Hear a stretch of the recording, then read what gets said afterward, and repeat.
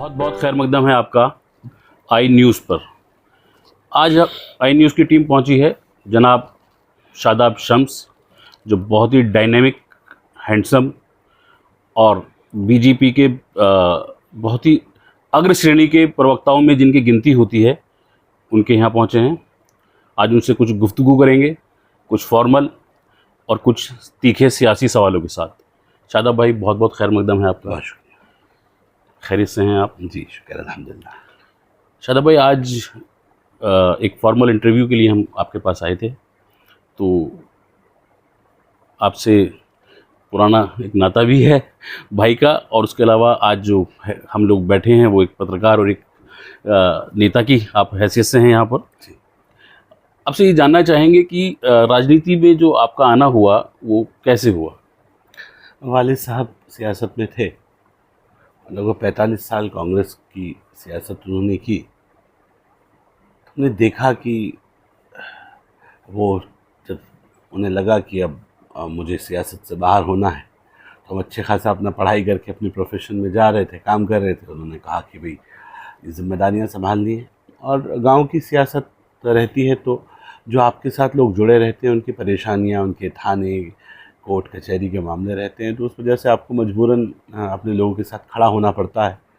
और मुझे लगता है कि कब अपने लोगों की लड़ाई सियासत बन गई हमें भी पता नहीं चला, और सियासत शुरू हो गई। जब मैं रिसर्च कर रहा था तो मैं ये पाया कि वाली साहब माशाल्लाह बहुत वक्त कांग्रेस के रहे, बड़े जुझारू, उनकी एक जुझारू नेता के रूप में उनको देहरादून जानता है। अल्हम्दुलिल्लाह उन्होंने बहुत काम भी किया, और आप भी पहले मुस्लिम लीग में थे, जिसके बाद फिर आप कांग्रेस में आए। तो ये हृदय परिवर्तन भाजपा में आने का कैसे हुआ? देखिए, मैं जब लड़ाई अपने लोगों की हो और लड़ाई ईमानदारी की हो, तो प्लेटफॉर्म तय नहीं करते, आपकी नीयत तय करती है। पहली बात, आपकी नीयत क्या है? क्या आपकी नीयत यह है कि आप अपने लोगों को जस्टिस दिला सकें? क्या आपकी नीयत है कि आप अपने लोगों को हक दिला सकें? और अगर आपके लोगों को जो आपका रहबर बना है वही रहजन हो जाए, तो फिर आप क्या करेंगे? जब मैं मुस्लिम लीग में था, तब भी हमारी लड़ाई ये थी कि सही दिशा, सही दशा मिले, मुसलमान जो कम्युनिटी है वो अपने रास्ते पे सही लाइन के ऊपर आए। और फिर हम ये कहने के बाद, क्योंकि जब हमने यहाँ एक बड़ी तादाद में सीट्स लड़ाई और कांग्रेस यहाँ चुनाव हार गई, तो फिर कांग्रेस के नेताओं ने कहा कि नहीं, इधर आ जाइए, पुराना घर, आपके पैतृक घर यही है, आ जाइए। हम वहाँ गए तो हमने देखा यहाँ तो राजनीति के नाम पे मुसलमानों को ठगा जा रहा है। मुसलमानों को कोई मामला होता है तो कौन बोलेगा? कांग्रेस के नेता आ जाते हैं सामने एकदम बयान देने। तो अगर सारे बयान यही देंगे तो मुसलमान क्या करेगा? तो आपकी लीडरशिप तो नहीं है वहाँ। आपको लगता है अगर आप वहाँ कुछ समझाते हैं तो वहाँ दूसरे आ जाते हैं। चार, उसने कहा तो आप क्यों समझा रहे हैं? हमें तो ऑलरेडी पता है, 4 बड़े लोगों ने हमें और अच्छे से समझाया, और वो समझाया जो हम समझना चाहते थे। तो हमें लगा कि यहाँ तो सर्वाइवल नहीं है। और मैं ये मानता हूँ कि सियासत जो है वो हर खेल का एक पैमाना अलग होता है। जैसे मैं मानता हूँ फुटबॉल आप खेलते हैं, कैसे खेलते हैं फुटबॉल? पैर से। हाथ लग जाए तो फाउल हो जाएगा, फाउल, पेनल्टी सामने वाले को। ऐसे ही जब आप वॉलीबॉल और बास्केटबॉल खेलते हैं तो वो कैसे खेलते हैं? हाथ से। पैर लग जाए तो सही। सियासत कैसे खेलते हैं? आप ही बताएं। सियासत का पूरा नाम है शतरंज, इंग्लिश में कहते हैं चेस। कैसे खेली जाती है? दिमाग से। दिल लगाएंगे तो?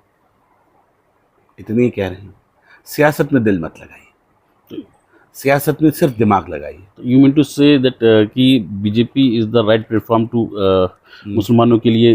मैं ये कह रहा हूँ कि कौन सा राइट कौन सा रॉन्ग अलग बात है। मैं कह रहा हूँ दिमाग लगाइए। दिल का इस्तेमाल क्यों करते हैं? आप डरा रहे हैं मुसलमानों को, हाय ऐसा हो जाए। मस्जिदों में दिल लगाइए, अपने अल्लाह की बारगाह में दिल लगाइए, मंदिरों में अपने ईश्वर के सामने बैठे आस्था की लाइनों पर वहाँ दिल लगाइए। सियासत में दिल क्यों लगाने लगे? मस्जिदों में करेंगे सियासत, मदारिस में होगी सियासत, और जहाँ सियासत करनी है वहाँ कहेंगे नहीं यहाँ दिल लगा लीजिए। आप फाउल खेल रहे हैं। अच्छा, आपने कहा कि मदारिस और मस्जिद की बात आ गई, तो चलिए फिर मैं देर में आना चाहता था, मगर मदारिस तो आपकी गवर्नमेंट जो है वो सील कर रही है। नहीं, गलत बात, बिल्कुल गलत बात। कौन सा सील किया बताइए? मदरसा बोर्ड में 400 450 मदारिस दर्ज है, कोई सील हुआ? कोई सुना आपने? ऐसा भी नहीं चलेगा आसिफ भाई। आप भी मुसलमान हैं, मैं भी मुसलमान हूँ, ईमानदारी पे आना पड़ेगा ना, हक पे आना पड़ेगा ना। आसिफ भाई सुनिए, मैं बहुत ईमानदारी से कह रहा हूँ और इसलिए कह रहा हूँ कि मैं भी मुसलमान हूँ। सच का सामना करना पड़ेगा, लिमिट्स तय करनी पड़ेंगी। कितने मदरसे होंगे देश के अंदर, प्रदेश के अंदर? कौन तय करेगा? आप करेंगे तय? सरकार तो मैं कह रहा हूँ सरकार को एक तरफ रखिए ना। मैं कह रहा है उलेमा तय करें, मुस्लिम लोग तय करें। ये थोड़ी है कि हर गली मोहल्ले में आप एक एक कमरे के अंदर मदरसा बना देंगे। लिमिट्स तो तय करेंगे। मदरसे का क्राइटेरिया क्या होगा, कितने मदरसे होंगे, कितने मदरसे बनाना चाहते हैं, देहरादून में कितने मदरसे होने चाहिए आपके साथ? ये तो देखिए, ये तो कौम की लिमिट से हम मतलब भाई मैं ये कह रहा हूँ ना, उत्तराखंड के अंदर आप कितने मदरसे चाहते हैं, कितने हो आप बताइए मुझे। कितनों की आवश्यकता है? जितनों की आवश्यकता होगी उतने तो खोलेंगे। मदरसा एक अरबी का शब्द है जिसका हिंदी अनुवाद विद्यालय होता है, इंग्लिश में स्कूल कहते हैं। स्कूल ऑलरेडी चल रहे हैं। आप चाहते हैं कि दीन की तालीम हो, बहुत बेहतर, हम भी चाहते हैं कि दीन की तालीम मिले, इसलिए हमने मॉडर्न मदरसा लेके आया। हमने कहा मॉडर्न मदरसे में हम एनसीईआरटी का सिलेबस पढ़ाएंगे, उत्तराखंड बोर्ड पढ़ाएंगे और अपने बच्चे को हाफिज कुरान के साथ साथ सब कुछ पढ़ाएंगे। नहीं तो इसको पढ़ा तो रहे हैं, तो आप अपना सिलेबस आप मदरसे में क्यों लाना चाहते हैं? कौन सा सिलेबस, कौन सा अपना सिलेबस, कौन सा पढ़ाया, कौन सा? एनसीईआरटी। आप दोम पढ़ेंगे। मदरसे का सिलेबस क्या होता है? दोम, शोम, तैतानिया, फोकानिया, पंजुम, मौलिम, मुंशी, मौलवी, अदीब माहिर, अदीब कामिल। मुझे जरा बताइए ना, ये आपने पढ़ा क्या? आप मुसलमान नहीं हैं? अगर आपने नहीं पढ़ा, सुनिए मेरी बात, मैं बहुत ईमानदारी से बात को कर, आसिफ भाई आज मुसलमान से बात कर रहा है, छोड़ दीजिए हम भाजपा में। मैं ये कह रहा हूं, क्या तय करेंगे इन बच्चों का फ्यूचर आप? एक बच्चा जो मदरसे से पढ़ के आता है, जो वो और कुछ नहीं पढ़ता, तो क्या बनेगा वो? आगे उसका फ्यूचर क्या होगा, क्या करेगा वो?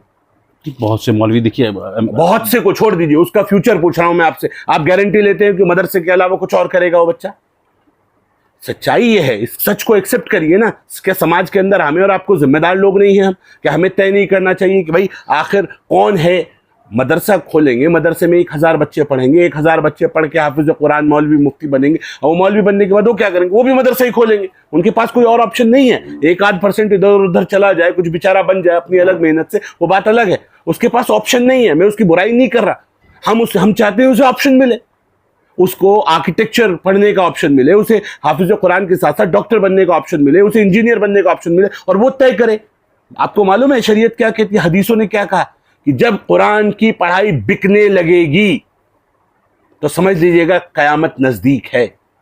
बिक नहीं रही है आज पढ़ाई।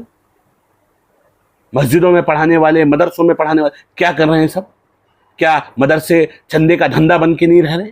हमें ये भी कंट्रोल करना पड़ेगा, ये भी हमारी जिम्मेदारी, हमारी है ना। एक तरफ उलेमाए हक हैं, हमारे सरों के ताज हैं वो, एक तरफ उलेमाए सू हैं जो केवल अपने फायदे के लिए काम कर रहा है, जिसको कोई मतलब नहीं है कि कौम किस तरफ जा रही है, बच्चों का मुस्तकबिल क्या होगा, उसे सिर्फ चंदे के धंधे से मतलब है।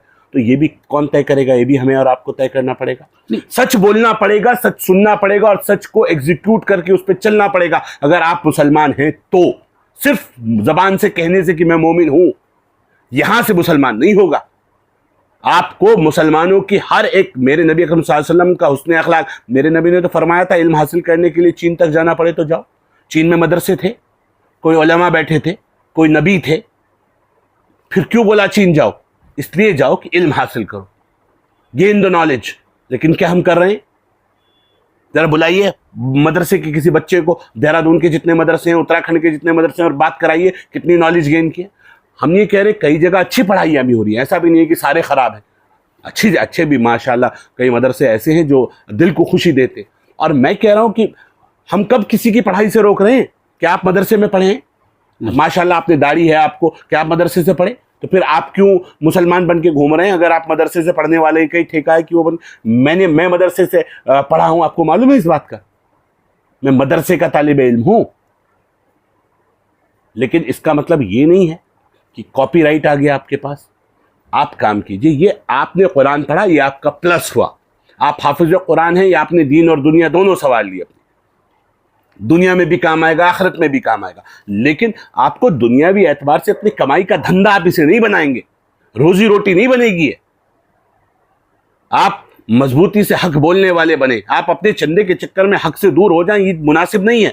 ये गलत दिशा में कौम चली जाएगी नहीं तो। इसलिए हम कह रहे हैं हमारे पास आज भी उलमाए हक हैं जो सच बोलते हैं, जो हक बोलते हैं। लगातार बयान उनके आते। इसलिए मेरा गुजारिश है, सिर्फ किसी के यहाँ आज जो मुल्क के अंदर हालात चल रहे हैं, औरंगजेब रहमतुल्लाह अलैह, आप मानिए रहमतुल्लाह अलैह, मेरी जितना मैं इस्लाम को समझता हूँ मैं नहीं मानूंगा। जो बेटा जिसके बारे में कहा गया माँ के पैर तले जन्नत और बाप जन्नत का दरोगा, जो बेटा अपने बाप को जन्नत के दरोगा को सलाखों के पीछे डाल दे, क्या कारण रहे मुझे पता नहीं, वो मेरी नजरों में वली अल्लाह नहीं हो सकते। मेरी हो सकता है मेरे दृष्टि दोष हो मेरी आंख में, हो सकता है मेरा नजरिया गलत हो, लेकिन मैं ये मानता हूं कि जो अपने सगे भाइयों की गर्दन कलम कर दे, मेरी नजरों में वो आलिम दीन नहीं हो सकते। मेरे आइडल मोहम्मद साहब, मेरे नबी सल्लल्लाहु अलैहि वसल्लम, मेरे आइडल मेरे सहाबा, मेरे आइडल मेरे लोग होंगे। औरंगजेब नहीं होगा। वो एक बादशाह था, आक्रांता था। हम जानते हैं कि बादशाह क्रूर होती है, वो क्रूर था, उसने पता नहीं कितनों का कत्ल किया। हम तो रहीम और रहमान के मानने वाले हैं, हम क्रूरता के मानने वाले नहीं। इसलिए मेरा मानना है आप अपने हिसाब से अपने आइडल तय करो, मैं अपने हिसाब से अपने आइडल तय करूँगा, ये मेरा इख्तियार है। मैं एक अल्लाह, एक नबी, एक कुरान का मानने वाला हूँ और बड़ी ईमानदारी से मानने वाला हूँ। जब तुलेंगे अमल सबके मीज़ान पर, तब खुलेगा कि खोटा खरा कौन है। यहाँ तय नहीं होगा आपके कल्ब में क्या है, आपके दिल में क्या है, आपकी नीयत क्या है। ये तय होगा अल्लाह की बारगाह में कि आपकी किस नीयत के साथ आपने काम किया, किस नीयत के साथ कौम की खिदमत की। इबादत से मिलती है जन्नत और खिदमत से मिलता है खुदा। हम खिदमत खल्क के लिए उतरे। इस गरीब के घर से मस्जिद है बहुत दूर, चलो यूं कर लें, आओ इस कौम के बच्चों को पढ़ाया जाए। ये दोनों चीज़ें मिली हैं। देखिए ऐसे सुनिए क्या था, मैंने दो शेर एक साथ जोड़े, इसलिए जोड़े, घर से मस्जिद है बहुत दूर, चलो यूं कर लें, किसी रोते हुए बच्चे को हंसाया जाए। हमने इसको थोड़ा सा चेंज किया, ट्विस्ट कर दिया। हमसे अपने हुए हैं दूर, चलो यूं कर लें, आओ इस कौम के बच्चों को पढ़ाया जाए।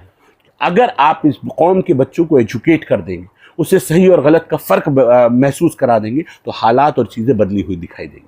मेरा मानना है आप, हो सकता है आपकी नज़रों में हम गलत हो, हमारी नज़रों में आप गलत हो, लेकिन असल मामला ये है कि व्यक्ति को, इलाके को मत देखिए, भावना को देखिए। कुरान भी ये कहता है, इस्लाम भी ये कहता है, फैसले नीयत पे होंगे। अगर आपकी नीयत साफ है, आप कहाँ हैं इससे कोई मतलब नहीं है, आप हैं कहाँ इससे कोई ताल्लुक नहीं है, आपकी नीयत क्या है इससे ताल्लुक है। अगर आपकी नीयत लोगों की बेहतरी के लिए है, अगर आपको लगता है कि यहाँ बेहतरी हो रही, क्या हाल कर दिया वक्फ का, क्या इसलिए बना था वक्फ? 75 साल इस मुल्क में जो लूट हुई वक्फ पे। कभी आपने कोई यूनिवर्सिटी का नाम सुना? उत्तराखंड में हम रहते हैं, कोई यूनिवर्सिटी है वक्फ पे? कोई स्कूल कॉलेजेस है? मैं कह रहा हूँ क्या लूट मची है भाई, और कोई बोलने के लिए तैयार नहीं। ऐसे मौनी बाबा बने बैठे, मुंह के ऊपर टेप लगा के, बहुत ईमानदार इंस्टीट्यूशन, बहुत अच्छा कानून। क्या नंगा नाच हुआ भाई? कोई सच को हक कहने के लिए तैयार नहीं है और अपने आप को मुसलमान कहते हो। क्या मुसलमान? ये है मुसलमान क्या? गरीबों का डाका डालने वालों के साथ खड़े होते हैं, सदके ज़कात का खैरात का पैसा लूटने वालों के साथ खड़े होते हैं और अपने आप को मोमिन कहते हैं। मैं तो ताज्जुब कर रहा हूं, ये मेरे नबी का तो इस्लाम नहीं है।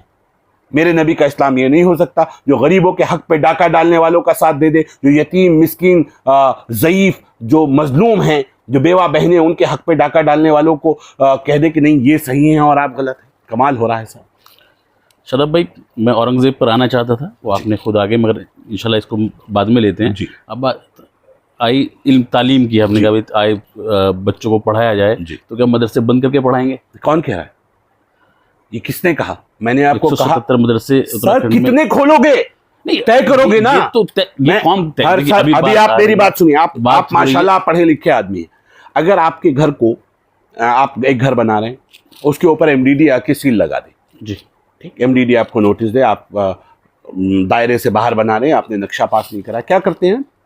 अपील करेंगे। कहाँ? पहले तो एमडीडी में ही होगी, फिर क्या होता है? अगर अमूमन क्या होता है? अगर सही होगा तो सील खुल जाएगी, नहीं तो तोड़ दिया जाएगा। कितने लोगों की खुल जाती है? टूटते कितने हैं? ज्यादातर की खुल जाती है, 99% की खुल जाती है। 1-8% जो बहुत ही ज्यादा इलीगल है उसके खिलाफ। तो भैया क्या हो गया अगर यहाँ भी आपके ऊपर एक कार्रवाई लगा दी कि भाई इसका परमिशन ले लीजिए, आप परमिशन ले लीजिए। क्या आप सुन मेरी बात पूरी आने दीजिए जी। क्या आप मातम करते हैं, रोड पे हंगामे मचाते हैं? क्या आप आपा पीटते हैं अगर आपके घर पे सील लग जाती है? तो कानून की यही बात हम कह रहे हैं। अगर आपको दिक्कत है, कहीं आपको लगा है कि इलीगल था और उस पर काम हुआ, तो आप कानून का सहारा लीजिए। दूसरी बात, अगर उसमें दिक्कत है आपको लगता है आपका बिल्कुल सही था और आपके साथ इनजस्टिस हो रहा, तो हम बैठे हैं, हमें आके बताइए, हम लड़ेंगे आपकी लड़ाई। मेरे मुख्यमंत्री को स्पष्ट मत है, सही को छेड़ना नहीं है, गलत को छोड़ना नहीं है। और आपके चैनल पे एक बात कह दूं, जो अधिकारी अपने नंबर बढ़ाने के लिए सही मदरसों के ऊपर गलत कार्रवाई कर रहे हैं, उसको भी नहीं छोड़ूंगा, बिल्कुल नहीं छोड़ेंगे कि वो सोचें कि हम वाह वाह वाह वाह मिलती रहे और सही मदरसों के ऊपर कार्रवाई कर दे, छोड़ेंगे नहीं। मैं कह रहा हूं मेरी जिम्मेदारी, आप लिख के दीजिए, ऐसे लोगों के खिलाफ भी कार्रवाई करेंगे। लक्खीबाग वक्फ बोर्ड में इंदिराज है, सील हुआ है। लक्खीबाग कौन सा? लक्खीबाग मदरसा कौन सा? मुस्लिम कॉलोनी के दूसरे सेकंड अच्छा, पार्ट है। मालूम है उसका? बताएं किसने अधिकार दिया उन्हें मदरसा खोलने का? और वो जो लेके बैठे वक्फ की जमीन, आप बैठ गए चौधरी बन के, किससे पूछ के? मेरी इजाजत तो नहीं है, मैं वक्फ का अध्यक्ष हूं। मैंने कहा वापस दीजिए, हम मुतवल्ली दूसरा अपॉइंट करें। कह रहे ना हमारा है जी, आपका कहां से आ गया भाई? हुआ यू वक्फ की जमीनों पे कब्जे करोगे, कब्जेदार बनोगे, गुंडे ही दिखाओगे। और सील का मदरसा बोर्ड, मैं ये पूछ रहा हूं आप, अरे गलत जगह आप कैसे, आप कौन हैं और आपको ऐसी कौन सी लालसा है कि आप छोड़ने के लिए तैयार नहीं है उसे? एक मैनेजमेंट, वक्फ मैनेजमेंट चलाता है, वक्फ की प्रॉपर्टी है, उसके ऊपर जो मैनेजमेंट बनाएंगे वही तो बैठेगा ना। आप उस मैनेजमेंट को चार्ज नहीं दे रहे, कह रहे हमारा है तो हमारी अपनी मेहनत है इस पे। वाह, आप किसी की प्रॉपर्टी के ऊपर मेहनत कर लें, आपकी हो जाएगी, ये गुंडे ही बदलनी पड़ेगी। यही बोल रहा हूं मैं। ये जो गुंडागिर्दी बना दी ना कि मेरे बाप का हो गया और मैं देखूंगा और मैं चलाऊंगा, वो लोग चला रहे हैं जो वक्फ की जमीनों पे काबिज हैं, वो लोग चला रहे हैं। पता है उसमें कौन लोग हैं? वो लोग जिन्होंने बाहर कोठियां ले रखी हैं, जिन्होंने बाहर दुकानें ले रखी हैं, जिनके कारोबार माशाल्लाह बहुत शानदार चल रहे हैं, जो गाड़ियों में घूम रहे हैं, और वो सदके ज़कात खैरात के वक्त के ऊपर वहां अपनी उन मकानों को कब्जा करके बैठे। पता है आपको कौन किन लोगों को मिलता है ये मकान वक्फ का? जिसका कोई नहीं होता, जो माजूर होता है, जो औरतें, जो बेटियां, जिनके ऊपर साया नहीं रहता उनके शौहरों का, जो यतीम बच्चे होते हैं, उनके हक होते हैं ये मकान। कि भाई आज आपको अल्लाह ने बाहैसियत बना दिया, अब आप इन मकानों को छोड़ दीजिए, आप चले जाइए। अब यहाँ कोई दूसरी बेसहारा को मिल जाए जिसको फ्री में जिंदगी गुजारने का मौका। अरे भाई अपने मकान चढ़ा रखे किराए पे, अपने आप बाहर कोठी में रहे, शर्म नहीं आ रही सदके ज़कात खैरात का पैसा खाते हुए? इतने बेशर्म हो सकते हैं आप? शादाब भाई अभी मैं ये कह रहा हूं, आप मुसलमान हैं, आप खाएंगे सदके ज़कात का पैसा?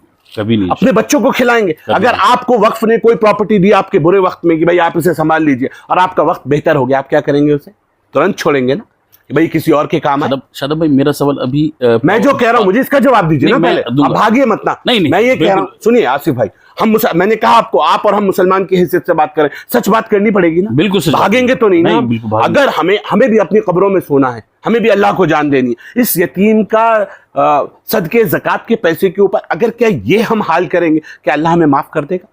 मैं ये कह रहा हूं, आपका मामला ये है, दीन का मामला, खिदमत का मामला। आप खिदमत के लिए आए, आपको लगा यार मुझसे अल्लाह ने काम ले लिया, जितना लेना था, आप मुझे कहा आप हट जाओ, मैं हट जाता हूँ, देखूं हो सकता है कोई मुझसे बेहतर कर सकता हो। मेरी सुनिए, आप बैठ जाएं अड़के, अपने रजिस्ट्रेशन आप करा रहे हैं, किससे पूछ के करा रहे हैं? आपने वक्फ बोर्ड से तो पूछा नहीं। कब्जा करने का इरादा है, जैसे आपने और लूटी है, इसे भी लूटने का इरादा है। सवाल छोड़ूंगा नहीं, गलत फहमी मत रहिएगा। एक लकड़ बग्गा जो औकाफ की सदके ज़कात की जमीन के ऊपर शादाब शम्स ना रहे, जो तुम्हें लूटना हो, जैसे लूटना हो लूटो। जब तक शादाब शम्स है तब तक वक्फ की, औकाफ की एक जमीन मेरा सगा भाई भी गड़बड़ करेगा तो सलाखों के पीछे नजर आएगा। कोई कॉम्प्रोमाइज इन चोरों के साथ नहीं होगा। बिल्कुल शादाब भाई सवाल थोड़ा डाइवर्ट हो गया, ये था पावर ट्रांसफर का कि भाई मुतवल्ली नया आ गया, हम बात कर रहे थे अभी मदरसा सीलिंग्स की। मुतवल्ली नहीं आ गया नया, उन्होंने कहा ये हमारे पास आ गया। किसने दे दिया उन्हें मदरसा चलाने की अनुमति जब मेरे वक्फ की परमिशन नहीं है? मेरे वक्फ की परमिशन नहीं है, आपने वक्फ से परमिशन मांगी, आप अपने आप चंदा ले रहे हैं, उस चंदे का अपने आप खर्चा कर रहे हैं, आप हिसाब किताब दिया? कौन देगा हिसाब किताब? यही तो गुंडागिर्दी चल रही है। मैंने क्या कहा, चंदे का धंधा चल रहा। आप परमिशन नहीं मांग रहे, आप परमिशन ले नहीं रहे, आप बता नहीं रहे, और आपको कोई पूछे कि भाई आप एक काम कीजिए, इसको ऐसे नहीं, हम ऐसा बना नहीं, हम तो नहीं छोड़ते। हम नहीं छोड़ते मतलब आपके बाप का है, आप नहीं छोड़ते, छोड़ना तो पड़ेगा आपको। ये नहीं चलेगी गुंडागिर्दी कि आप औकाफ के सदके ज़कात के पैसे के ऊपर गुंडागिर्दी दिखा दे और कह दे मेरा है। तेरा कहां से आया भाई? कागज दिखाओ तुम्हारा है तो। वक्फ की संपत्ति आपकी इंडिविजुअल संपत्ति कैसे हो गई? और आपको किसने अधिकार दिया बिना अनुमति के आप रजिस्ट्रेशन करा रहे हैं बाहर से? ये गुंडागिर्दी है। और ये जो गुंडागिर्दी आपने की है, आपको लग रहा है जैसे आपने मकान हथिया लिए, जैसे आप बाकी चीजों को हथिया के बैठे हैं, आप ये भी हथिया लेंगे। ये शादाब शम्स है। जब तक मैं हूं, मैं ना रहूं, मैं मर जाऊं, मैं वक्फ बोर्ड का अध्यक्ष ना रहूं, आप जो मर्जी करो, आपका मामला होगा। जब तक मैं हूं मैं गलत काम नहीं होने दूंगा, बिल्कुल नहीं होने दूंगा। सभी वक्फ चेयरमैन की आप 7/9/2020 को शायद आप वक्फ के चेयरमैन बने थे। 7/9 2022। हाँ, मुझे अभी 2.5 साल हुए हैं, हाँ, अप्रैल। हाँ जी तकरीबन शायद मुझे जो डेट याद आ रही है। जी। तो जब आप चेयरमैन बने तो आपका जब इंटरव्यू हुआ तो आपने कहा था कि 2 बुलडोजर खरीदे जाएंगे, बिल्कुल। एक कुमाऊं के लिए और एक गढ़वाल के लिए। बिल्कुल सही। तो क्या खरीदा गया? असल में नीयत तो पूरी थी, आज भी है, लेकिन क्योंकि हम नए नए आए थे, जोश ज़्यादा था, नीयत साफ थी, उम्मीद थी कि जिन्होंने कब्जा किया उनके कब्जों को हटाएंगे। जब आके जो आज विरोध कर रहे हैं, बहुत शानदार एक्ट, बहुत शानदार एक्ट, इस एक्ट को समझा पढ़ा तो पता चला नहीं, हमारे पास तो एडमिनिस्ट्रेटिव पावर ही नहीं है, हम तो बुलडोज़र खरीद ही नहीं सकते। ये इतना शानदार एक्ट है, अगर इसमें वक्फ बोर्ड चेयरमैन के सामने भी कोई प्रॉपर्टियों पे कब्जा करे तो हम धारा 54 की कार्रवाई कर सकते हैं। हटाने का अधिकार जैसे नगर निगम को हमें नहीं है।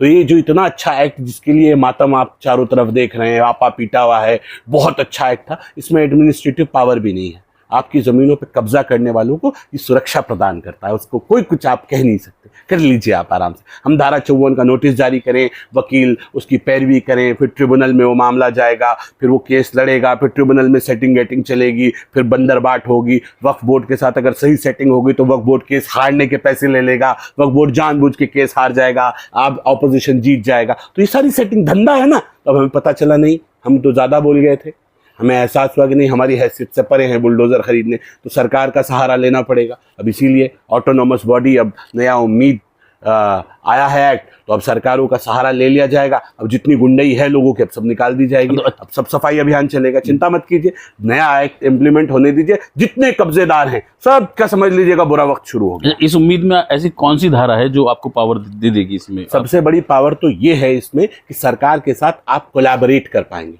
ऑटोनोमस नहीं रहेंगे आपकी, मैं ही चलाऊंगा अपने हिसाब से, ना मैं सरकार का कोई दखल, ना सरकार से पूछूंगा, और बिना सरकार के आप कुछ नहीं कर सकते, ये भी आप समझ लीजिए। ये तो आप सुन लीजिए ना जी। कोर्ट आदेश देता है, किसे देता है? ट्रिब्यूनल में आप केस जीतते हैं, कोर्ट आदेश किसे देता है?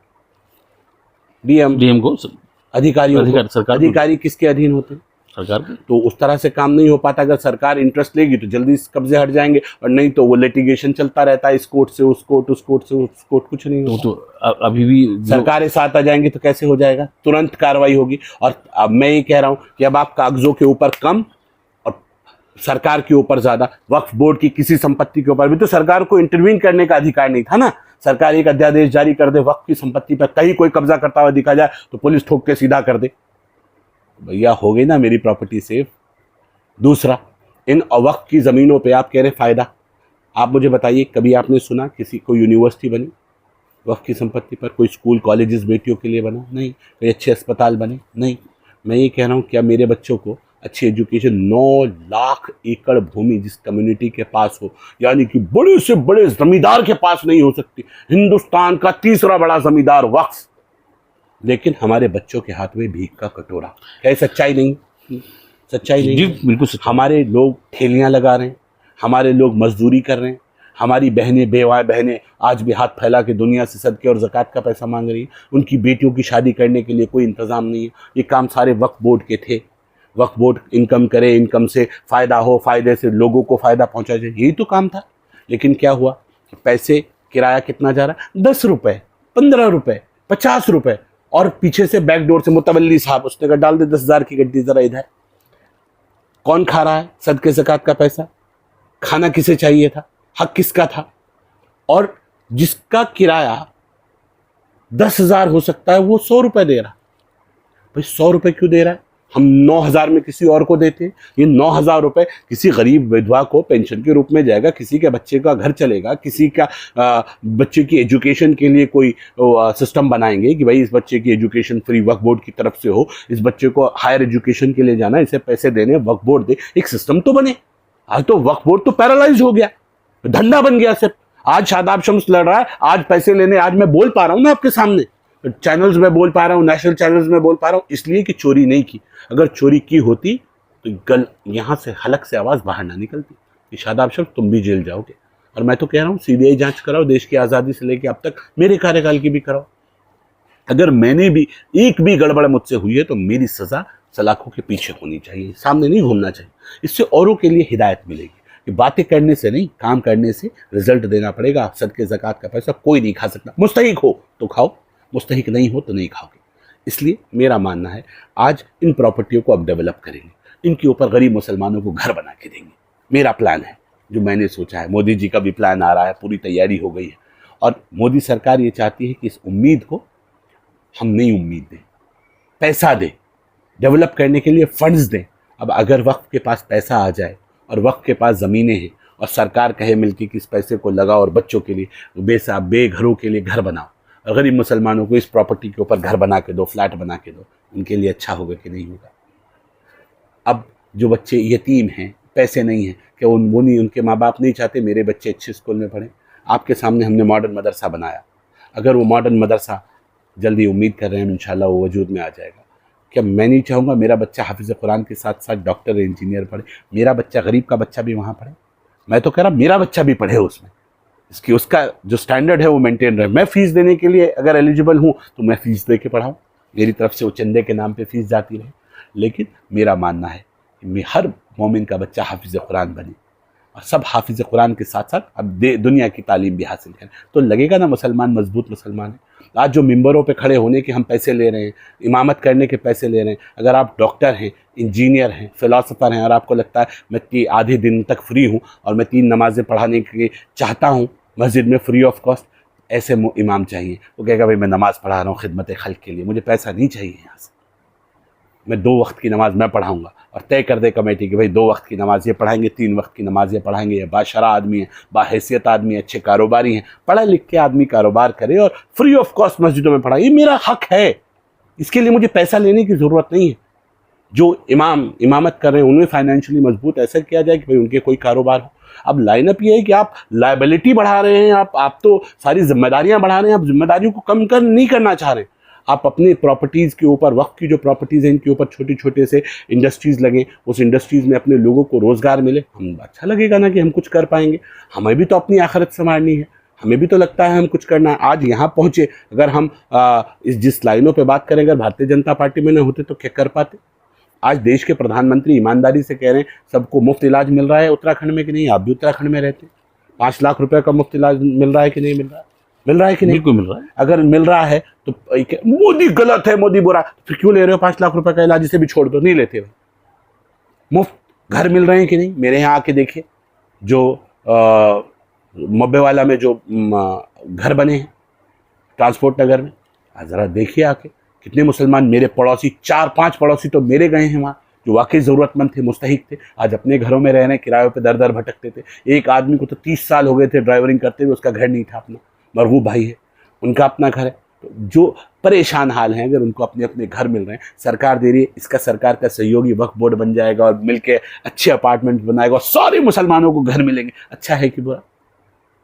एजुकेशन फ्री दे वक्फ बोर्ड, मकान फ्री दे भाई। अल्लाह पाक करे ऐसा वक्त आ जाए, ऐसा दौर आ जाए, जो सपने हमें देख रहे हैं, जो दिखाए जा रहे हैं, इस उम्मीद से मुझे लग रहा है अगर वो पूरे हो गए तो हालात कुछ और होंगे। हमें केवल डराया जा रहा है, मस्जिदें छीन लेंगे, मदारिस छीन लेंगे, खानकाएँ छीन लेंगे। अरे कौन छीन रहा है? यहाँ तो देती है गवर्नमेंट्स। क्या बताइए, विनोद चमोली ने कब्रिस्तान दिया नहीं नगर निगम की तरफ से? लिया। और किस डीएम ने किसका मकान छीन लिया? कौन छीन रहा है भाई?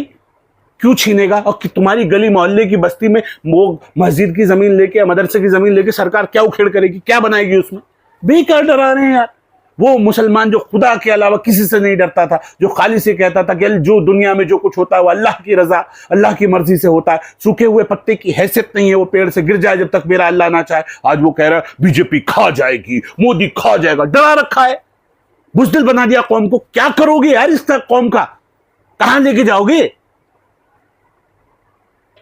पता नहीं क्या करना चाह रहे हैं। मैं तो ताज्जुब कर रहा हूं, मेरी समझ से परे है कि क्यों लग रहा है कि हमारी चोरी खुल जाएगी। 75 साल में हमने कुछ नहीं किया, अब ऐसा ना हो ये कुछ कर दे, हमारी प्रॉपर्टी वापस छिन जाए, गरीबों को मिलने लग जाएंगे तो लोग हमें गालियां देंगे, हमेशा की हमारी दुकान बंद। अपनी दुकान को बचाने के लिए कोशिश कर रहे हैं। मेरा मानना है हक पे रहिए, वो देख रहा है। शादाब शम्स आज झूठ बोल सकते हैं, अपनी राजनीति चमकाने के लिए कुछ ABCD कर सकते हैं, लेकिन जब वहां अल्लाह की बारगाह में हिसाब होगा तब झूठ नहीं चलेगा, तब सच बोल पड़ेगा। और आज जिस तरह का माहौल बना रखा है, जिस तरह का डर बना रखा है, ऐसा लग रहा है कि कब्र में जाते ही पहला सवाल होगा मन दल्लू का, बता तेरा दल कौन सा है। ये होगा क्या, क्या होगा, मन दीनू का, मन रब्बू का। और यहां कैसे बता रहे, मन दल, बता तेरा दल कौन सा। बीजेपी का उफ कुफ्र में आ गया है तो ये तय करेंगे, ये आवाम के जो ठेकेदार बनते हैं ये बताएंगे कौन जन्नती कौन दोस्त की। ये अल्लाह का काम है, उस पर छोड़ दो, अपने अमल सुधार लो। इंग्लिश में एक कहावत है, you can not change your future but you can change your habits and your habits can change your future. आप अपना मुकद्दर नहीं बदल सकते, लेकिन आप अपनी आदतें बदल सकते हैं, और आपकी बदली हुई आदतें आपका मुकद्दर बदल सकती हैं। यह अधूरा नहीं चलेगा कि जालिम बादशाह मुसल्लत हो गया हम पे।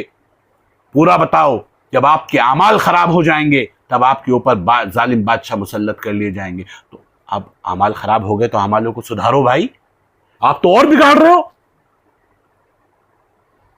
कुरान कह रहा है सुधारो, आप बिगाड़ रहे हो। सुधारने पे आओ, आदतें बदलो, हालात बदल जाएंगे। सोच बदलो, एक्ट बदलो, अपनी जिंदगी में आप सल्लल्लाहु अलैहि वसल्लम का हुस्न अखलाक लेके आओ।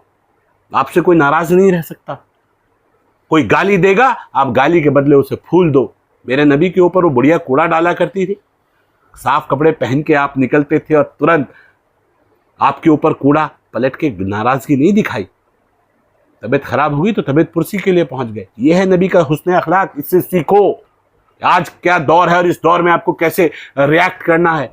आप तो लगे हो सुबह से शाम तक व्हाट्सएप पे, जैसे बंदर को उस तरह मिल गया हो, देख गालियां, मोदी तेरी, फला तेरी, भाजपा तेरी, शादाब शम्स तेरी। सुबह से शाम तक गालियों के अलावा कुछ नहीं। ये इस्लाम का हिस्सा है क्या? ये सुबह से शाम तक गालियां दे रहे, कौन सा इस्लाम में गालियां दे लिखनी सिखाई है इन्हें?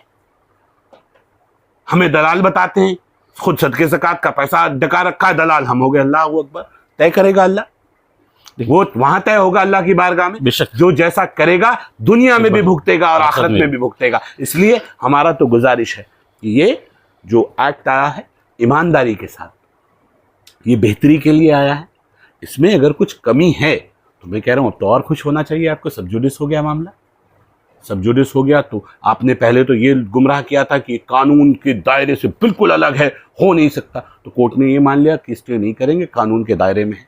कुछ इसमें चीज़ें ऐसी हैं जिस पे आपको इख्तलाफ है, वो बता दीजिए। तो इन्होंने पहला बताया हिंदू नहीं होना चाहिए। वाह जी, ये इख्तलाफ हैं आपके, ये इख्तलाफ हैं आपके। आपको गैर मुस्लिम से दिक्कत है, और कहाँ क्या प्ली दे रहे हो उसमें, हमारी मस्जिदों में गैर मुस्लिम घुस जाएंगे। अरे भाई क्यों झूठ बोलते हो अल्लाह के बंदो। ये तय हुआ है किसी मस्जिद, किसी मदारिस, किसी खानका, किसी श्राइन में कोई गैर मुस्लिम नहीं होगा।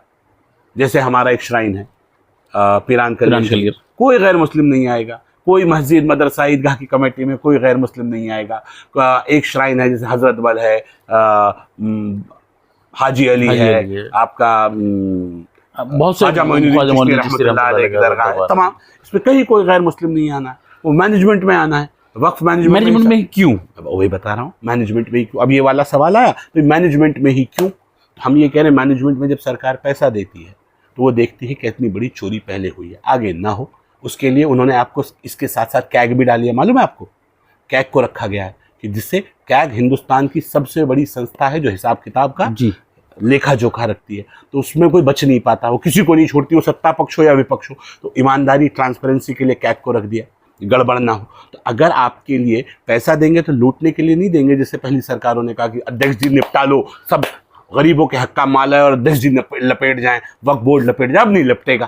तो इसलिए उनका मानना था कि भाई ऐसा आ जाता है, भाई जब आप दरगाहों पे चंदा ले रहे हैं गैर मुस्लिम से, जब आप वो भी तो चढ़ावा चढ़ाते हैं ना, आप जाओ, हमारे यहाँ सबसे ज़्यादा पैसा देने वाले कौन लोग हैं, वो लिस्ट निकल के आ जाएगी। तो ऐसा नहीं है, जब उनके पैसे से दिक्कत नहीं है, उनके देने से दिक्कत नहीं है, तो वो 2 मेंबर आ भी जाएंगे। तो मेरे नमाज में और रोजे में नहीं आ रहे, कहीं इस्लाम के बीच में खलल नहीं करे तो कोई दिक्कत नहीं। और आपको ये भी दिक्कत है भाई मेरे साथ ही ज्यादती क्यों हो रही है, मेरे यहाँ ही क्यों है, तो ले आते हैं यूसीसी, सबका एक जैसा कानून हो, उस पर आ जाओ।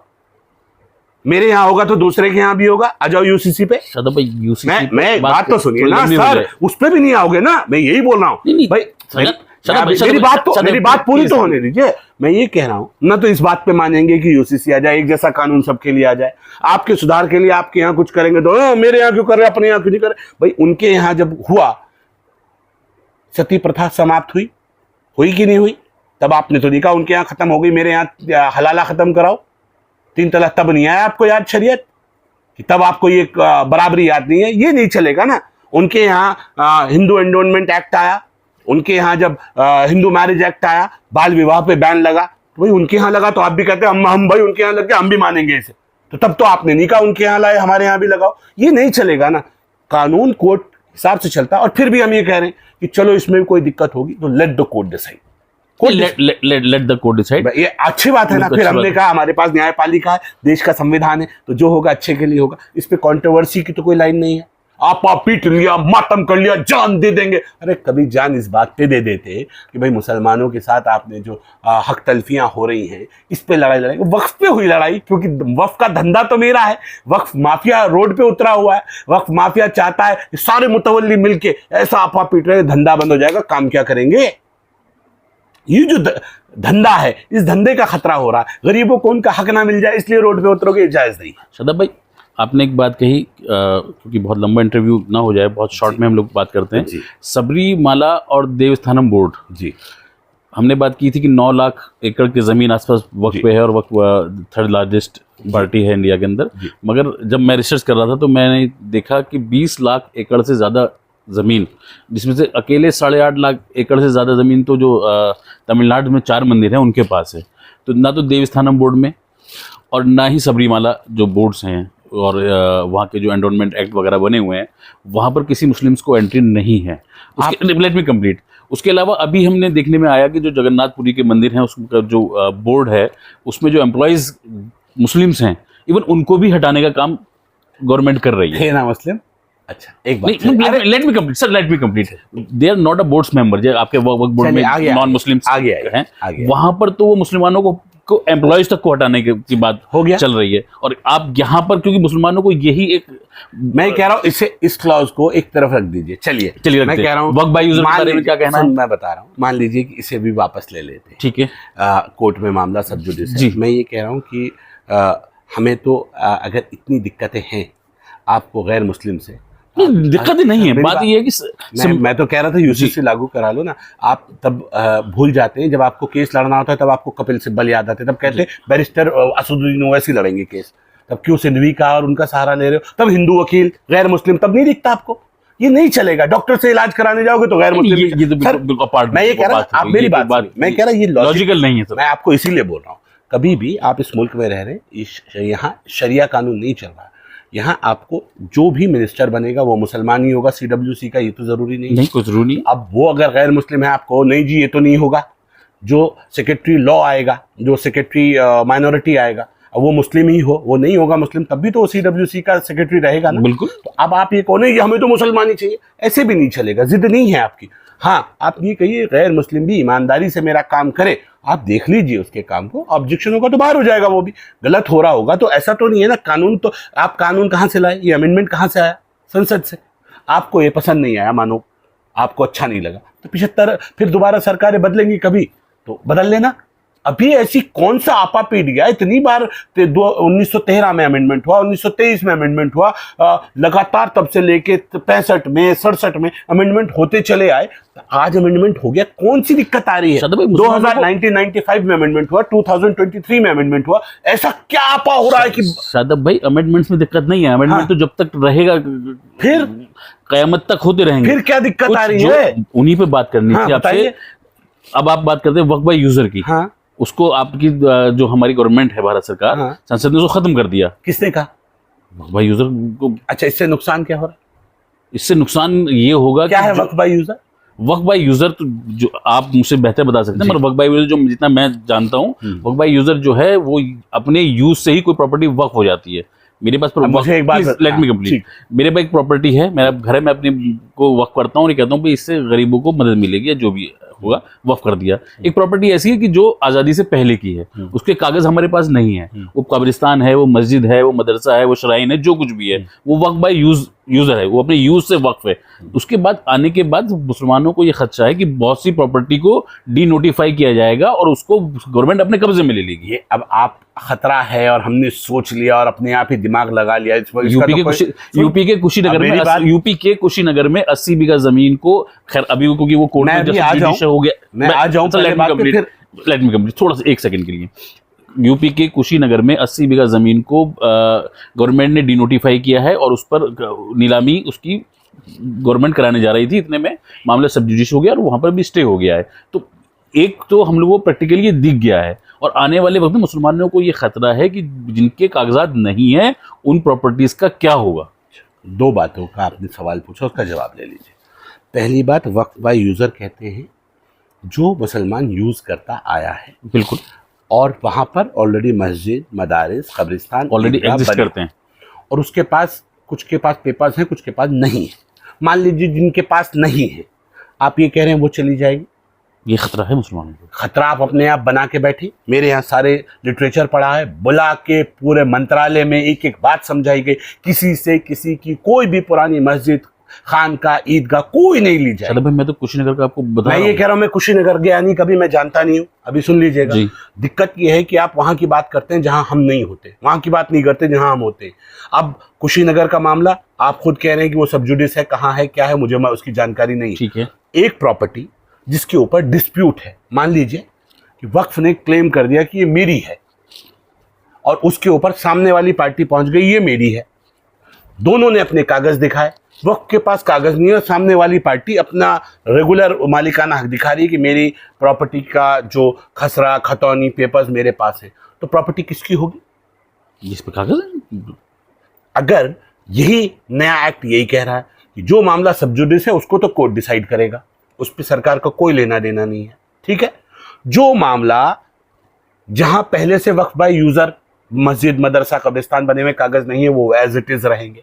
वक्फ बाय यूजर आज से खत्म करेंगे, जिस दिन से वो एग्जिस्ट करेगा एक्ट, उसके बाद आप वक्फ बाय यूजर ये नहीं चलेगा कि आपने किसी संपत्ति के ऊपर मुर्दे दफन कर दिया और बाद में कहने लगे अब तो ये भी कब्रिस्तान हो गया जी, ये नहीं चलेगा। आपको अब कब्रिस्तान को वक्फ बाय डीड करना पड़ेगा। कहां से मिला?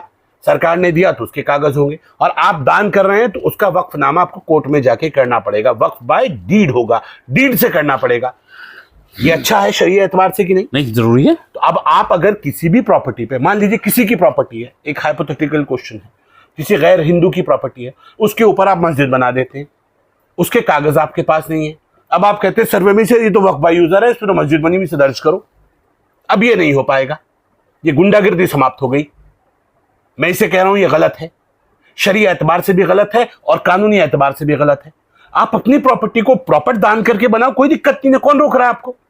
अब भी नियत दूसरों की संपत्ति पे क्यों है हमारी? हम क्यों चाह रहे हैं कि कोई दूसरे की प्रॉपर्टी पे हम बनाकर फिर उसे अपने यहां दर्ज कराएं? क्या अगर हैसियत नहीं है क्या हमारी? नहीं है तो सरकारों से मांगेंगे, भाई हमारे पास कब्रिस्तान की कमी है, दे दो। यही तो होगा। आप कह रहे हैं इतनी बड़ी संपदा आपके पास है, 9 लाख है एकड़ भूमि, और आप अभी भी नियत है कोई गैर मुस्लिम नहीं देगा तो बड़ी दिक्कत हो जाएगी हमें। अब भी दूसरों की नियत, अबे जो है इसे तो संभालो, ये संभल नहीं रही है। गैर मुस्लिमों को वो उन्हें क्यों रोक दिया, वो क्यों नहीं देंगे हमें, ये बड़ी दिक्कत हो गई। अरे कमाल कर दिया भाई साहब, ये 9 लाख एकड़ किसी गरीब के काम नहीं आ रही, इसे तो काम आने दो पहले। किसका बेवकूफ बना रहे हो? दिक्कत कहां है वो तो समझा दो हमें। कोई मस्जिद, मैं फिर आपको समझा रहा हूं, कोई कब्रिस्तान, कोई खानका नहीं ली जा रही है। जो अब से पहले जो जैसी है वो वैसी ही रहेगी, उसके साथ कोई छेड़छाड़ नहीं होगी। कोर्ट में एफिडेविट भी दिया जा चुका है। और बताइए। शादाब भाई का एक बहुत बड़ा स्टेटमेंट है कि वक्फ बाय यूजर में जो प्रॉपर्टियां पहले से इंगेज हैं उस पर सरकार कुछ नहीं करने जा रही है। इस बिल के बाद जो कुछ होगा वो आगे की प्रक्रिया है, उससे पहले को ये मुसलमानों को समझने की जरूरत है। और इस पर हम लोग भी आगे अभी एक रिसर्च करके इंशाल्लाह फिर कभी शादाब भाई के साथ बैठेंगे। शादाब भाई बहुत एक और क्वेश्चन आपसे, मैं इसके लिए इसकी बात पे मैं और बता दूं, हमने डॉक्यूमेंट्स हमारे पास हैं और हम जनता तक पहुंचकर एक एक बात ये आवाम को भी बता, बहुत अच्छी पहल है, और ये हम बिल्कुल नहीं छोड़ेंगे। और ये मुहिम वक्फ सुधार कानून के तहत जाके हम कम्युनिटी के बीच में प्रोग्राम कर करके एक एक कौम के एक एक आदमी को बताएंगे ये हमारी जिम्मेदारी है। ये सरकार कह रही है, ये कह रही है। शादाब शम्स अपने ऊपर नहीं बोल रहा है, ये अपनी जबान से अपने आप झूठ बोल रहा है, क्योंकि मेरे पकड़ तो मैं गलत बोलूंगा तो अल्लाह की बारगाह में हो जाएगी। मुझे मरना भी तो है ना, तो मैं एक झूठ क्यों बोलूं? इसलिए जो बात थी मैं खुद ठोक बजा के आया हूं। वहां एक एक बात पूछी है बैठ के मंत्रालय में हमने, कल को ऐसा ना हो हमारी जबान खराब हो जाए। जो कमिटमेंट कर रहे हो सच सच करना, नहीं तो हम दूर हो जाएंगे हाथ जोड़ के, हमारा कोई लेना देना नहीं है। एक तरफ जाए भारतीय जनता पार्टी, अगर गलत करेगी तो हम बीजेपी के साथ भी खड़े नहीं होंगे, ईमानदारी के साथ खड़े होंगे, हक के साथ खड़े होंगे। उन्होंने कहा नहीं, कोई नाजायज, कोई गलत नहीं होगा आप लोगों के साथ, ये हमारा कमिटमेंट है। कमिटमेंट है, अब आपको ये कमिटमेंट में बदलाव दिखेंगे। और अगर गलत होगा तो मैं फिर आपको कह रहा हूं, गलत होगा तो सरकारें बदलेंगी, सरकारें बदलेंगी, दोबारा मौका मिलेगा सरकारों को तो अमेंडमेंट लेके आ जाएंगे। अगर कोई छीनेगा तो वापस ली जाएंगी चीजें। ऐसा थोड़ी हो जाएगा कि गलत हो जाएगा, लेकिन इसमें आप पीट लें, आग लगा देंगे। कहीं ऐसा तो नहीं है कि जिनकी जा रही है, जो वक्फ माफिया है, वो परेशान हो रहा है, यार मेरी चली जाएगी फिर वापस नहीं मिलेगी, ये गरीब मुसलमानों पे चली जाएगी, मुझे वापस कैसे मिलेगी? ऐसा तो नहीं है, वो हंगामा कर रहा है। ये समझने की जरूरत है। मैं ये कह रहा हूं, इतनी हाय तौबा, मुसलमान अर्श से फर्श पे आ गया। मुझे कभी इतनी हाय तौबा नहीं दिखी। ऐसा एग्रेशन दिख रहा है इस वक्त, जान दे देंगे भाई। ये तो ऐसा भी नहीं है मुसलमानों से लेके ये कह रहा हो एक्ट कि हिंदुओं को दे देंगे, ऐसा भी नहीं है वक्फ एक्ट खत्म कर दिया हो। वक्फ भी है, वक्फ एक्ट भी है, उसमें थोड़ा सा संशोधन किया है। उस थोड़े से संशोधन से कि गरीबों को उनका हक दिलाया जाएगा। इसमें 2 मेंबर्स ऐसे रख दिए जाएंगे, प्रॉपर्टी को डेवलप किया जाएगा, गरीबों को हक गरीबों को दिया जाएगा, अमीरों से जो लूट के बैठे हैं उनसे लिया जाएगा। अब ये जो लिया जाएगा वाली लाइन है, इस पे पेट में दर्द है। असली दर्द यहां है कि जिनके पास जो जरूरतमंद नहीं है, जैसे हमारे यहाँ अकबर अहमद डंपी साहब रिसोर्ट बना के बैठे हैं जी, नैनीताल रामगढ़। अब बताइए, यतीमों की जमीनों पे रिसोर्ट बनाओगे, सईदुज्जमा साहब का। अब वो बताइए, इतनी बड़ी हवेली पे इंक्रोचमेंट, और खुद वक्फ बोर्ड के सदस्य भी रहे। उत्तराखंड पंडित नारायण दत्त तिवारी जी की सरकार में वक्फ बोर्ड के सदस्य भी रहे और छोड़ने को राजी नहीं है। शादाब भाई, आपने क्या कर रहे भाई कि इन सब चीजों पर? हमने धारा 54 का नोटिस दे दिया, तैयारी है, हमारा ट्रिब्यूनल बनते ही साफ एकदम सफाई, ऐसे जाएंगे जैसे गधे के सर से सिंह, छोड़ेंगे नहीं। अच्छा, ट्रिब्यूनल की बात है शादाब भाई, ट्रिब्यूनल में एक सवाल ये मुसलमानों के दिमाग में भी है कि ट्रिब्यूनल जो है उससे डीजे को हटा के डीएम से ऊपर के स्तर के अधिकारी को रख दिया गया है। नहीं नहीं नहीं, आप एक तो गलत बार बार मिसकंसेप्शन वाली बातों को फैलाया जा रहा है।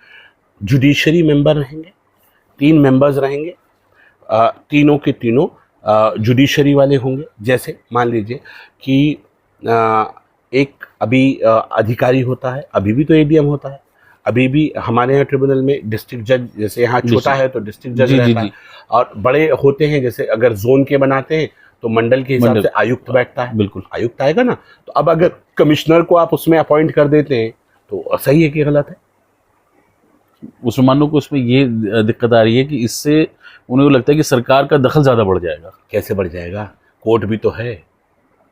कोर्ट में भी आते हैं। हाँ। कोर्ट में भी ये हुआ कि ट्रिब्यूनल का जो फैसला था, पहले इसको डायरेक्ट हाई कोर्ट में चैलेंज किया जाता था। हाँ। अब आप रेवेन्यू अदालत में भी चैलेंज कर सकते हैं। मैं ये कह रहा हूँ, उसके साथ आगे की लाइन नहीं सुनी, अधूरी बात बता रहे थे जी। फास्ट ट्रैक कोर्ट बनाए जाएंगे, ये भी तो सुन लो यार। नहीं तो देखिए, चीजों लंबी, मैं ये कह रहा हूँ बेईमानी तो नहीं हो पाएगी। नहीं, प्रक्रिया तो लंबी हो जाएगी। मैं ये कह रहा, आपके पास कोई कागज नहीं है, आपके पास कोई कागज नहीं है। रेवेन्यू रिकॉर्ड कौन चेक करता है?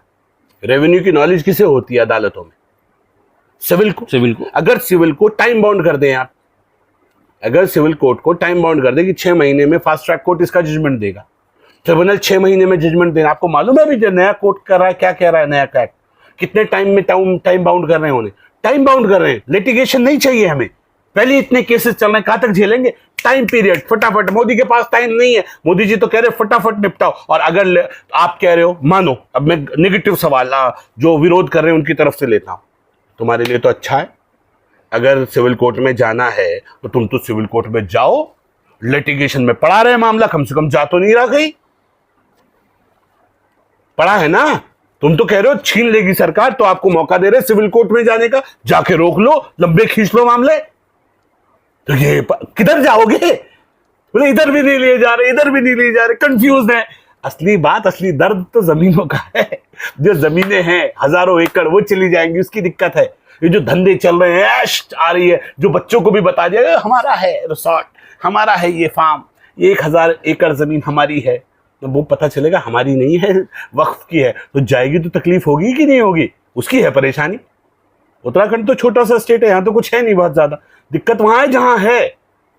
और हम ये कह रहे हैं कि मेरी प्रॉपर्टी, एक सामान्य बात कही है, मेरे बाप दादा बड़े रजवाड़े थे, अब मेरे हाथ में कटोरा खाने को भी नहीं है भाई साहब, रोज मेहनत कर रहा हूं, रोज खा रहा हूं, और मुझे कोई आदमी आके कहे भाई तेरे पास इतनी बड़ी प्रॉपर्टी है, 50% में कर ले सौदा, क्या करोगे आप?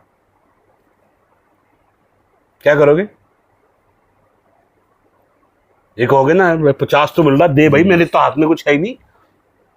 अबे मैं यही तो बोल रहा हूं भाई, ये है कहां 9 लाख एकड़? इस गरीब को तुम आधी भी मिल गई ना, उसकी जिंदगी वो रजवाड़ों की तरह घूमेगा, उसके पास घर होंगे अपने। तुमने तो जिस 9 लाख एकड़ की हेक्टेयर की तुम बात कर रहे हो, ये तो इसका तो हमें तो खुशबू भी नहीं आ रही, कहीं है कहां? गरीब आदमी को तो पता ही नहीं कहां है। वक्फ का हाल ये है, वक्फ में रिकॉर्ड गायब, नीचे से सुपड़ा साफ, रिकॉर्ड ही नहीं है, ऊपर ऊपर का खोल बचा हुआ, नीचे की जमीनें गायब। कहां गई? क्या जांच नहीं होनी चाहिए? जिन्होंने चोरी की, जो राजा महाराजाओं की जिंदगी जी रहे, क्या जेल जाने नहीं चाहिए? या गरीबों को अगर हक मिल रहा है तो इस पे पेट में दर्द क्यों हो रहा है?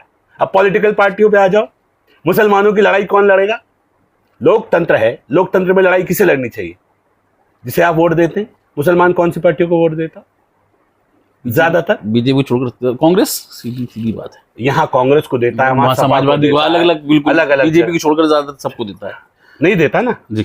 अब मामला देखिए, बीजेपी इनके भले की बात कर रही है और जो दूसरी पार्टियां हैं अपने सिंबल को पीछे छुपा रखा है। भाई कांग्रेस क्यों नहीं आ रही गांधीवादी टोपी के साथ आगे? क्यों कांग्रेस के झंडे नहीं दिखाई दे रहे? क्यों कांग्रेस के नेता रोड पे नहीं उतर रहे? मुसलमानों की लड़ाई है, मुसलमानों को अकेला छोड़ दे, तुम लड़ो गोल टोपियों का सहारा लेके।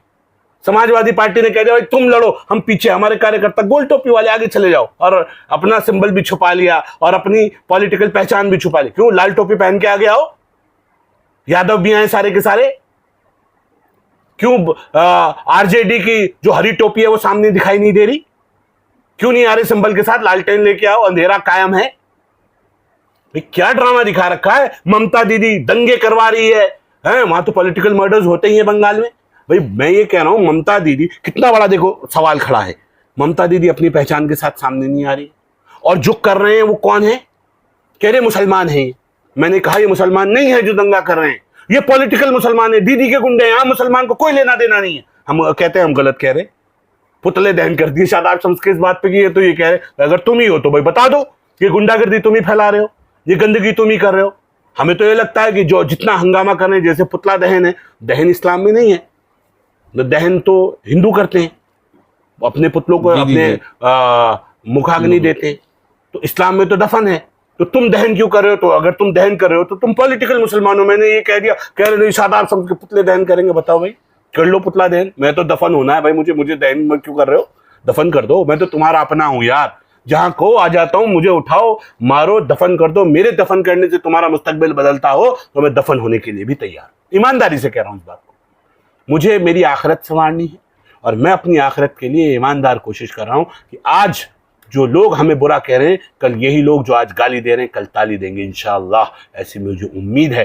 जिन लोगों ने लूटा है उनसे छीनेंगे, गरीबों को देंगे, जो वाकई इसके हकदार हैं, जो वाकई इसके मुस्तहिक हैं, उनको इसका हक मिले। चीज़ों को सिस्टमैटिक में नबूवत के दरवाजे बंद हो गए, अब नबी नहीं आएंगे। अब हमें ही जिम्मेदारी उठानी है, और ये जिम्मेदारी प्यार से नहीं मान रहे हैं लोग, तो थोड़ी सी सख्ती की ज़रूरत है। और अल्लाह फरमाता है कि जब मेरे मानने वाले, इस्लाम के मानने वाले कामों के प्रति ईमानदार नहीं रहेंगे, अपने हकों को ईमानदारी से फॉलो नहीं करेंगे, तो मैं दूसरों से काम ले लूँगा। आज वो दूसरों से काम ले रहा है, तो जिनसे काम ले रहा है हम उनके साथ खड़े हैं। अगर इस पे आपका पेट में दर्द है तो आप हदीसों को चैलेंज कर रहे हैं, अल्लाह को चैलेंज कर रहे हैं। मेरा मानना है दुनिया में जो कुछ होता है उसकी मर्ज़ी से होता है, और उसकी रज़ा में मैं राज़ी हूँ। वो जिस हाल में रखे उसमें राज़ी हूँ, ये मेरा ईमान है। और मैं पूरी ईमानदारी से कह रहा हूँ, इंशाअल्लाह सुम्मा इंशाअल्लाह अल्लाह जब काम लेने पे आएंगे तो गैरों से इनसे बेहतर काम लेंगे, और आने वाला वक्त इस गए वक्त से बहुत बेहतर होगा इंशाअल्लाह। जो आज गाली दे रहे हैं कल वो ताली बजाएंगे, अमीरों से लेकर गरीबों में देंगे। कहना है वक्फ बोर्ड के चेयरमैन उत्तराखंड के जनाब शादाब शम्स साहब का। बहुत बेबाक इंटरव्यू, बहुत बेबाक बातें, और शायद मैं समझता हूं कि ये पहला इंटरव्यू है जब पॉइंट टू पॉइंट वक्फ बिल पर शादाब भाई ने या किसी बीजेपी के बड़े नेता ने हर पॉइंट का, हर वक्फ कानून के हर सवाल का बेबाकी से जवाब दिया है। बहुत बहुत शुक्रिया शादाब भाई।